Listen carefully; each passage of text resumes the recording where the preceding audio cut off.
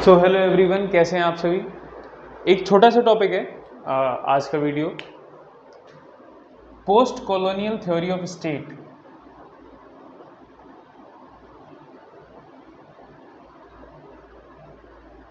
अभी तक हमने जितनी भी आइडियोलॉजीज पढ़ी, जितनी भी थ्योरीज पढ़ी स्टेट के regarding, liberalism, feminism, socialism, Marxism, और सारे के सारे आपने देखा होगा कि ये जो वेस्टर्न डेमोक्रेसीज हैं उनके ऊपर बेस्ड हैं कि वो वैसे कैसे काम कर रही हैं, वो जो स्टेट्स हैं उनमें क्या क्या दिक्कतें हैं, क्या क्या अच्छी चीज़ें हैं। अब बात करते हैं कि जो कॉलोनीज बनी, जो थर्ड वर्ल्ड कंट्रीज जिनको कहा जाता है या फिर जिनको पेरीफेरी कंट्रीज कहा जाता है, उनके ऊपर क्या इम्पैक्ट था इंपीरियलिज्म का, कि उनमें क्या चेंजेस आए, उनका स्ट्रक्चर कैसा है एज एन स्टेट, कैसे काम करते हैं वो। सारे लोगों ने इस पर अपने व्यू दें। First one is liberal view on post colonial theory of state. इसमें कहा जाता है कि जो वेस्ट कंट्रीज हैं, वेस्ट की जो कंट्रीज हैं वो आइडल हैं to become a country, ideal democracy हैं, वो आइडल मॉडर्न कंट्रीज जिनको बोलते हैं, मतलब दे आर आइडली डेमोक्रेटिक।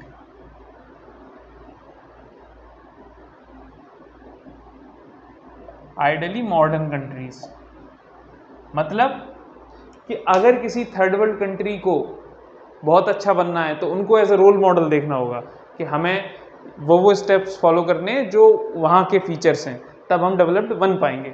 अब इसके कुछ फीचर्स बताए उन्होंने। पहला है डिफरेंशिएशन।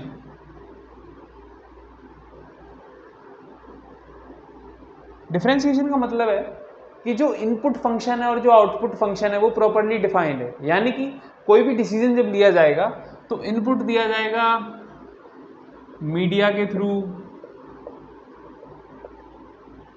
इंटरेस्ट ग्रुप्स के थ्रू, वगैरह वगैरह। मतलब ऐसे समझिए कि हमें क्या चाहिए, डिसीजन मतलब पॉलिसी कैसे बनेगी, तो हम मीडिया के थ्रू लोगों तक पहुंचाएंगे, गवर्नमेंट तक पहुंचाएंगे, जो लोग हैं ग्रुप्स बना के गवर्नमेंट तक पहुंचाएंगे, डिफरेंट यूनियंस हैं वो अपनी बात रखेंगी, तो उसके बाद डिसीजंस आएंगे। ये ना वेल डिफाइंड है वेस्टर्न डेमोक्रेसीज में। और उसके बाद एक प्रिंसिपल आता है equality principle. Equality means political equality, कि ये जो कंट्रीज है ना इनमें politically one vote one value system बहुत अच्छे से फॉलो होता है। बहुत सारे देशों में नहीं होता, थर्ड वर्ल्ड कंट्रीज में, और होता भी है। इसमें खास बात यह है कि सरकार इसी से बनती है। नहीं तो इलेक्शन तो पाकिस्तान में भी होते हैं, इलेक्शन तो चाइना में भी होते हैं, उसका कुछ मतलब बनता है क्या। लेकिन यहाँ पे वन वोट वन वैल्यू का मतलब है कि वो गवर्नमेंट भी बना रहा है वही वोट। तीसरी चीज, सेकुलराइजेशन ऑफ कल्चर।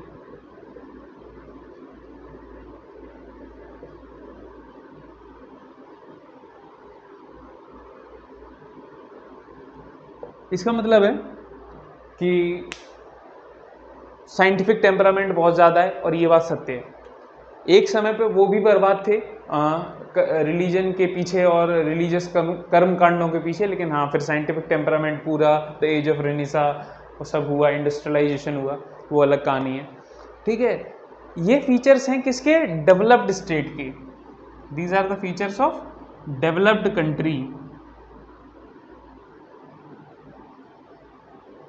तो जो डेवलपिंग नेशंस हैं,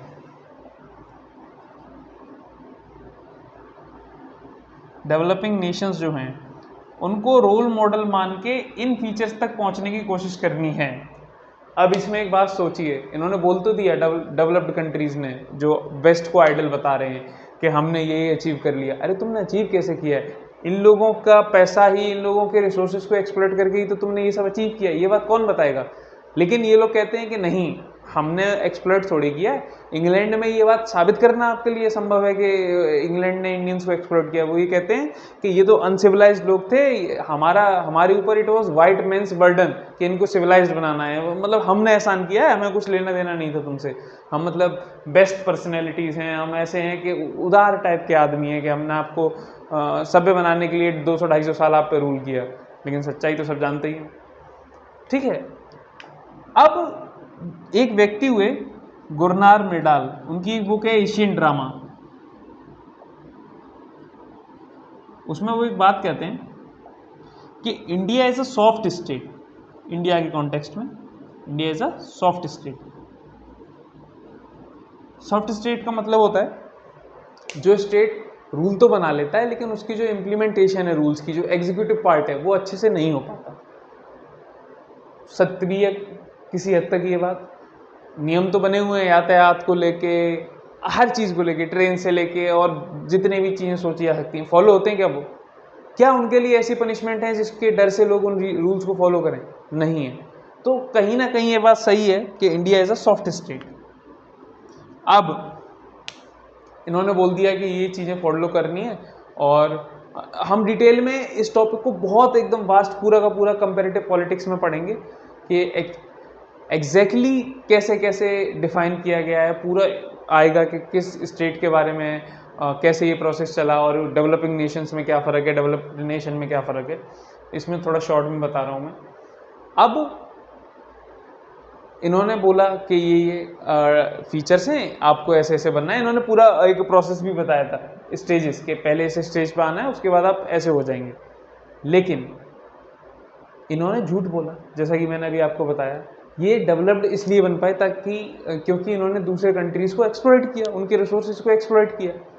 तो एक और व्यू आएगा पोस्ट कॉलोनियल नेशंस के लेके, एक और व्यू है that is neo Marxist view.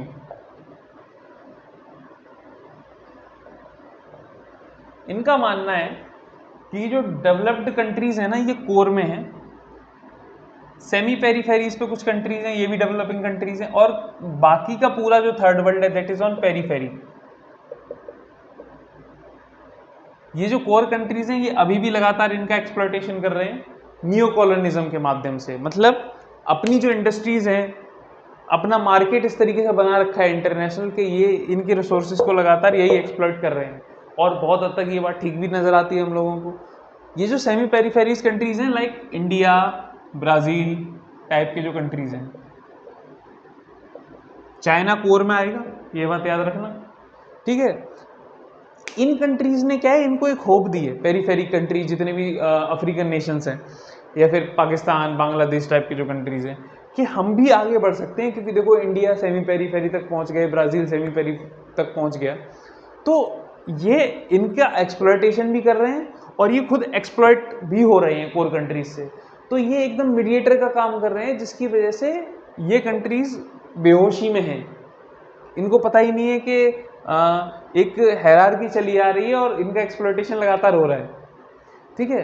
अब ऐसा क्या डेवलपमेंट हुआ कॉलोनियल कंट्रीज में कि ये दशा हुई, या फिर क्या फैक्टर्स हैं जो रियलिटी में एग्जिस्ट करते हैं पोस्ट कॉलोनियल नेशंस में?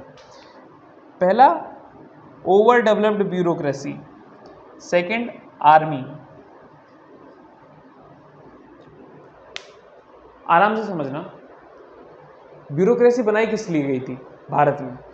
ब्रिटिशर्स ने इसलिए बनाई थी ताकि वो इंडियंस को एक्सप्लॉइट कर सकें। अब ब्रिटिशर्स इंडिया को छोड़ के गए, अब इंडिया के जो पॉलिटिशियंस हैं उनको एज इट इज़ वो ब्यूरोक्रेसी मिल गई, क्या वो उसको चेंज करेंगे? सत्ता सबको बिगाड़ देती है। ये सब सुनने में बड़ा अच्छा लगता है कि जितने भी प्रधानमंत्री हैं वो डेमोक्रेसी को फेवर कर रहे हैं, लेकिन जब उनको दिखाई देता है ना कि कोई लॉ ऐसा बनाना पड़ेगा कि हमारी पावर कम हो जाएगी, वो कतई नहीं बनाएंगे, चाहे किसी भी पार्टी की क्यों ना हो। तो वही हुआ, जब ब्यूरोक्रेसी इनके हाथ ऐसी लगी जो कि एक्सप्लॉयटेशन के लिए एज अ टूल यूज़ की जा रही थी, तो इन्होंने उसमें कुछ चेंजेस ही नहीं किए।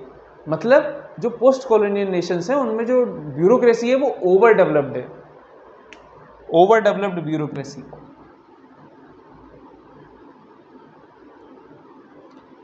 सेम केस आर्मी को लेके है। आर्मी भी इसीलिए बनाई थी ब्रिटिशर्स ने ताकि वो एक्सप्लॉइट कर सकें अलग अलग तरीके से, जो रिवॉल्ट हो रहे हैं उनको सप्रेस कर सकें। तो जो ये कंट्रीज़ हैं, ये इनमें आर्मी भी ओवर डेवलप्ड है।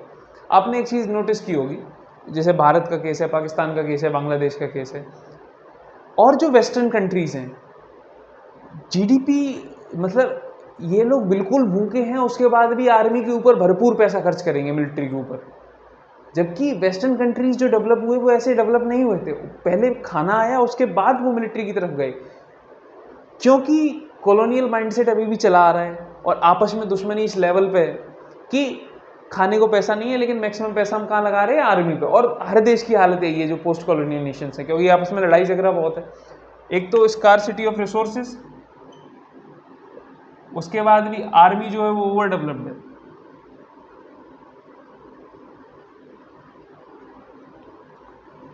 और एक इंटरेस्टिंग केस है बहुत ज़्यादा, जो हमारा पड़ोसी है पाकिस्तान। हर देश की आर्मी होती है, वो आर्मी का देश है। वहाँ की आर्मी कपड़े भी बनाती है, फैक्ट्री भी में भी काम कर, मतलब फैक्ट्रीज भी हैं उन लोगों की। उनसे कहो लड़ाई के, नहीं नहीं ये सब नहीं करते, लड़ाई वड़ाई तो अलग चीज़ है, हम ये सब काम करेंगे, मतलब पाकिस्तान हमारा है, हम पाकिस्तान की आर्मी नहीं है।